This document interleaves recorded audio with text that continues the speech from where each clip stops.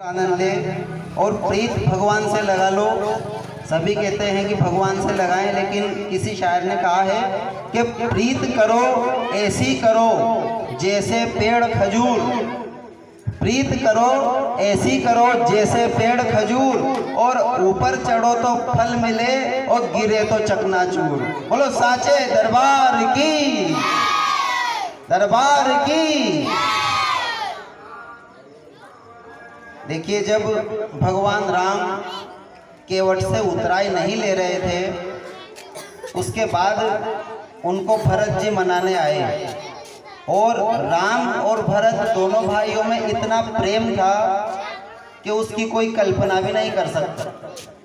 उस प्रेम में वो बहुत ज्ञानी थे, धीर वीर गंभीर पुरुष दोनों, लेकिन दोनों की आंखों में से आंसू निकल आए, ले नहीं सके। उसके बाद जब वो वहाँ रहते थे तो उनने सोचा कि यहाँ पर तो अयोध्या नगरवासी आते जाते रहेंगे, इसलिए हम यहाँ से कुटियाँ चेंज कर देते, बदल देते हैं, स्थान परिवर्तन कर देते हैं। तो वो वहाँ से और दूर चले जाते हैं।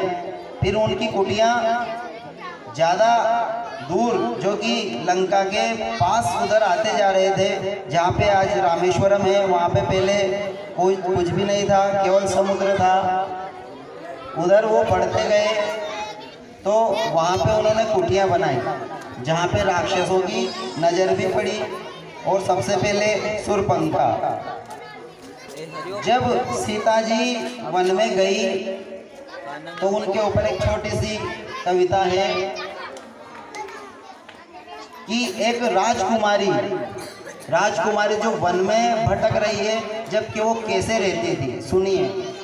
जनक दुलारी कुल वधु दशरथ जी की राज रानी होके दिन वन में बिताती है। जनक दुलारी कुल वधु दशरथ जी की राज रानी होके दिन वन में बिताती है। रहते थे घेरे जिसे दास दासी, आठों यम दासी बनी अपनी वो दासी को छुपाती है। धर्म प्रवीण सती परम कुल न तब, विधि दोष ही ना जिन दुख में दिखाती है। जग माता हरि प्रिया लक्ष्मी स्वरूप सिया, कुटती है धान भोज स्वयं पकाती है। ऐसी स्थिति हो गई उनकी, जबकि आठों याम दासियां आसपास रहती थी। उन्होंने हमारे इस संसार को ये सिखाया कि नारी के ऊपर कितनी ही समस्या आ जाए, कितनी परेशानी आ जाए, तब भी वो जीवन जी सकती है, विपत्ति का सामना कर सकती है।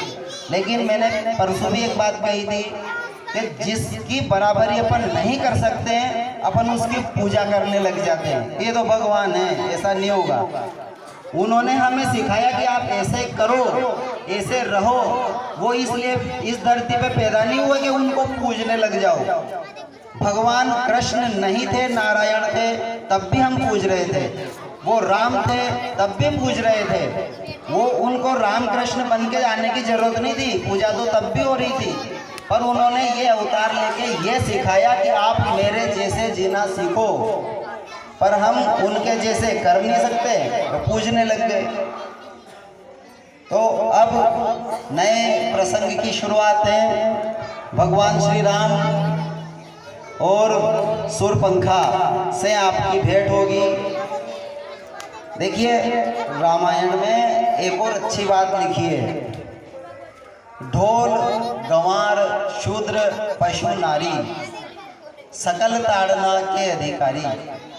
इसमें गोस्वामी तुलसीदास, जहाँ पे कौशल्या जैसी माँ, सीता जैसा व्यक्तित्व, जिसमें माँ जानकी को स्वयं जगदम्बा का अवतार बताया, ऐसी और सती सुलोचना, ऐसी नारियों का वर्णन है उस रामायण में। भगवान तुलसीदास जी ने नारी को ढोल गंवार शूद्र पशु नारी सकल ताड़ना के अधिकारी क्यों कहा है? कि नारी को भी ताड़ना देते रहना चाहिए, ढोल को ताड़ना दे, ठीक है।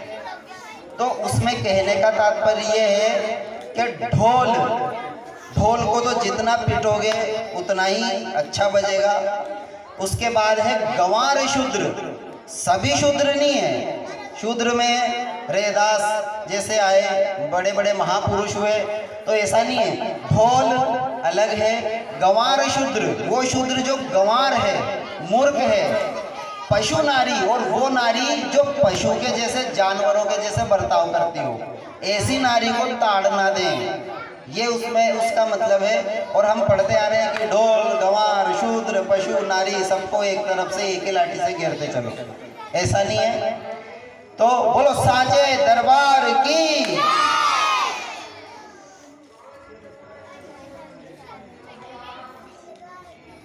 एक बार क्या हुआ, जो कैंप लगते हैं दान के, रक्तदान, नेत्रदान, तो वहाँ पे एक कैंप लगा हुआ था जिसमें एक व्यक्ति ने अपना खून दान किया और 25 बार अपना खून दे चुका। तो उसके बारे में जब चर्चा हुई, विचार विमर्श किया गया, तो उसको एक बहुत बड़ा पुरस्कार दिया। तो पुरस्कार लेकर के उसकी पत्नी के घर गए, उसके घर गए व्यक्ति के, और वहाँ पे उसकी पत्नी से मिले, और सरकार के सभी कर्मचारियों ने उसकी पत्नी को वो पुरस्कार दिया। जबकि 25 बार खून दे चुका ये आदमी, सारा रक्त निकल गया, लेकिन ये तो खून बहुत काम आया, उसने दान किया तो किसी ना किसी को काम आया, लेकिन पुरस्कार उसकी पत्नी को दिया। इसका क्या कारण हो सकता है? इसका सबसे बड़ा कारण है, जब उसकी पत्नी से पूछा कि आपको पुरस्कार दिया और जिस व्यक्ति ने खून दिया उसे नहीं दिया, इसका क्या कारण है? तो उसकी पत्नी ने बहुत अच्छा जवाब दिया कि मेरे पति 25 बार खून दान कर चुके हैं।